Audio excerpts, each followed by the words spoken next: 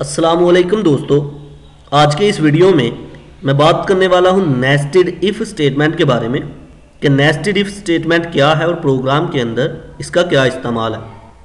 तो इससे पहले की वीडियो में मैं डिस्कस कर चुका हूं इफ़ स्टेटमेंट के बारे में और इफ़ एल्स स्टेटमेंट के बारे में। तो जिन स्टूडेंट्स ने वो वीडियोज़ नहीं देखी तो वो देख सकते हैं, ताकि कॉन्सेप्ट जो है वो बेहतर हो और आपको समझ में भी आएगा कि नेस्टेड इफ़ स्टेटमेंट क्या है। तो आज की इस वीडियो में नेस्टेड इफ के बारे में डिस्कस किया जाएगा। तो चलिए शुरू करते हैं।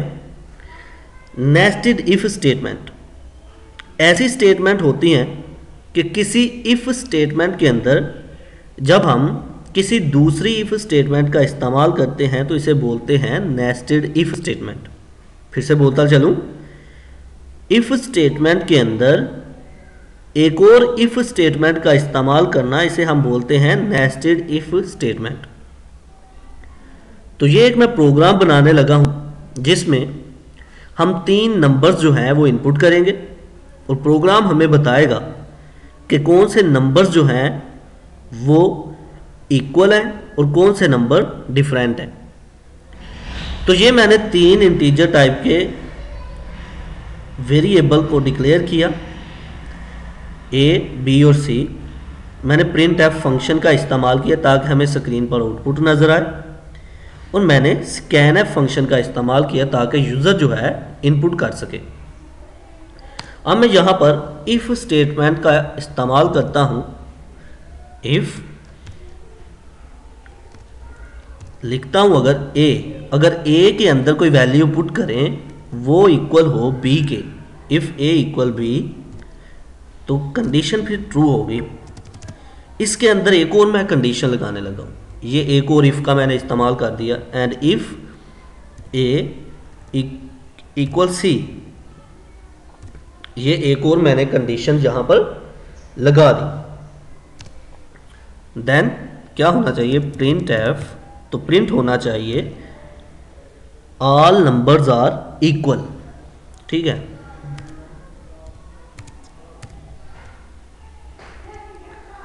all numbers are equal। अगर a इक्वल हो b के और अगर a इक्वल हो c के तो प्रिंट होना चाहिए all numbers are equal else, नहीं तो प्रिंट होना चाहिए print if numbers are different।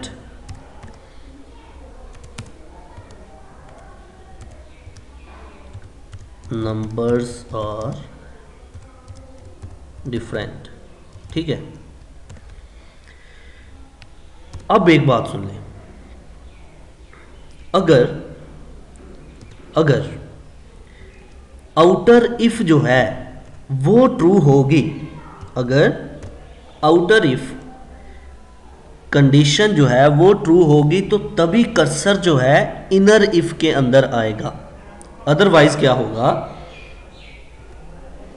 Else, otherwise cursor जो है डायरेक्ट नीचे आ जाएगा। ठीक है, प्रिंट एफ, फिर से यहाँ पर प्रिंट एफ फंक्शन का इस्तेमाल करता हूँ। ये मैं एक प्रोग्राम बना लूँ, स्टेटमेंट्स लिख लूँ, फिर इसके कॉन्सेप्ट को अच्छे तरीके से समझ रहे हैं। नंबर्स आर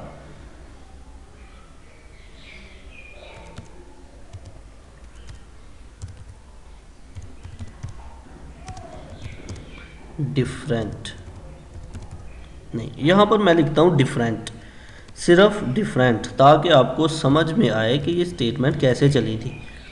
ठीक है, यहाँ पर मैं डिफरेंट लिख देता हूँ।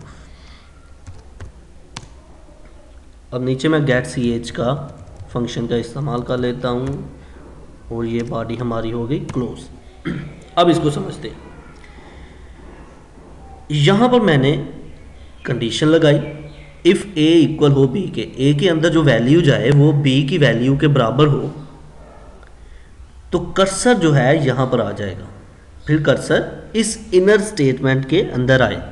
मतलब ये कि अगर ये वाली कंडीशन ट्रू होगी तो कर्सर जो है इस ब्लॉक के अंदर, इनर स्टेटमेंट के अंदर आ जाएगा। अगर ये फॉल्स हुई तो कर्सर जो है डायरेक्ट यहाँ पर आ जाएगा और इस हिस्से को वो छोड़ देगा। ठीक है, अब आप इसको रन करके हम देखते हैं तो फिर इसके कॉन्सेप्ट को समझते हैं। ये हमने किया रन, एरर सॉरी, यहाँ पर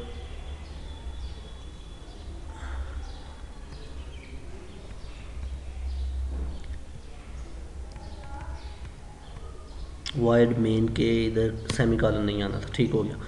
तो ये हमने किया रन और ये नंबर एंटर 3 नंबर, मैंने एक नंबर एंटर किया 10, ये चला गया ए के अंदर, एंटर करता हूँ। एक और नंबर किया एंटर 10, ये चला गया बी के अंदर।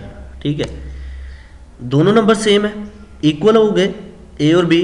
इसका मतलब ये जो स्टेटमेंट है, अब ये जो किस में चला जाएगा, कर्सर इनर स्टेटमेंट के अंदर। अब एक और नंबर को मैं एंटर करने लगा हूँ, एक और नंबर मैंने एंटर किया 10, जो चला गया सी में।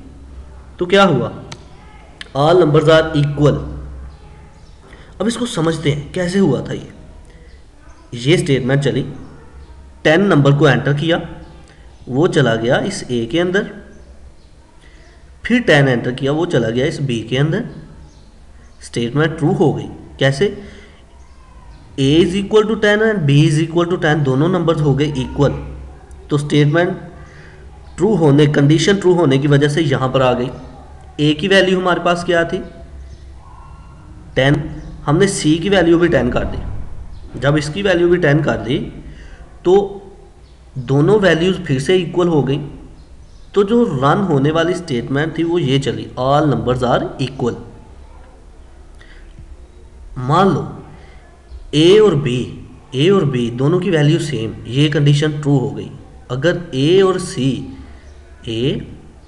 सी इन दोनों की वैल्यू अगर डिफरेंट हो तो क्या होगा, इसको चेक करते हैं ज़रा।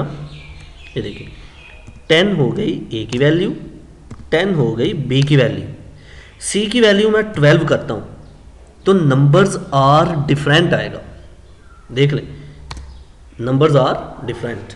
ये क्यों आया, जब ये वाली कंडीशन चली, ए की वैल्यू 10 बी की वैल्यू 10, ये ट्रू हो गई, कर्सर आ गया इनर इफ के अंदर, कर्सर इनर इफ के अंदर आ गया। ठीक है, तो यहाँ पर ये वाली कंडीशन फिर जब चली, if A is equal to C, A की वैल्यू थी 10, सी की वैल्यू मैंने एंटर की 12, तो ये डिफरेंट हो गई। तो कर्सर यहाँ पर आने के बजाय कर्सर यहाँ पर आ गया और ये वाली वैल्यू प्रिंट कर दी, नंबर्स आर डिफरेंट। ठीक है, अब अगर मैं इसी वैल्यू को, इसी कंडीशन को फॉल्स कर देता हूं तो क्या होगा, अगर ए जो है बी के इक्वल ना रहे तो होगा ये कि ये वाली स्टेटमेंट फिर चलेगी, डिफरेंट सिर्फ लिखा हुआ आएगा। ये देखें ज़रा, हमने किया ए चला गया, ए के अंदर वैल्यू पुट की 10, बी के अंदर मैं 12 करता हूं, सी के अंदर फिर से 10 करता हूं, तो डिफरेंट लिखा हुआ आया है। वो क्यों, क्योंकि ये कंडीशन जो है फॉल्स हो गई थी, ये वाली कंडीशन।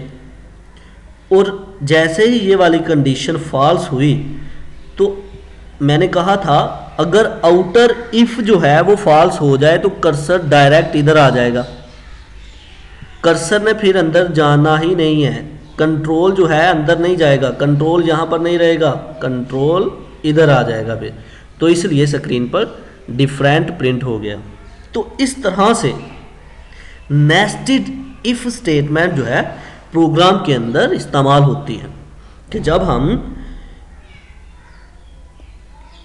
किसी इफ के अंदर किसी दूसरी इफ स्टेटमेंट का इस्तेमाल कर रहे होते हैं तो उसको हम बोलते हैं नेस्टेड इफ।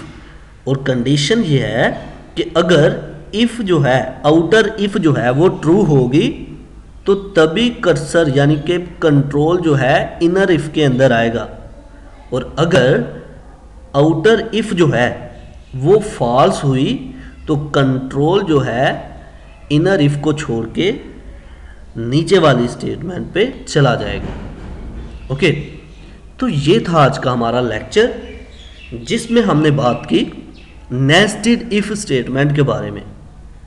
आई होप कि आपको मेरी ये वीडियो पसंद आई होगी। like this video, share this video and comment below this video if you have any question. Thanks for watching. Subscribe focus group. Allah Hafiz.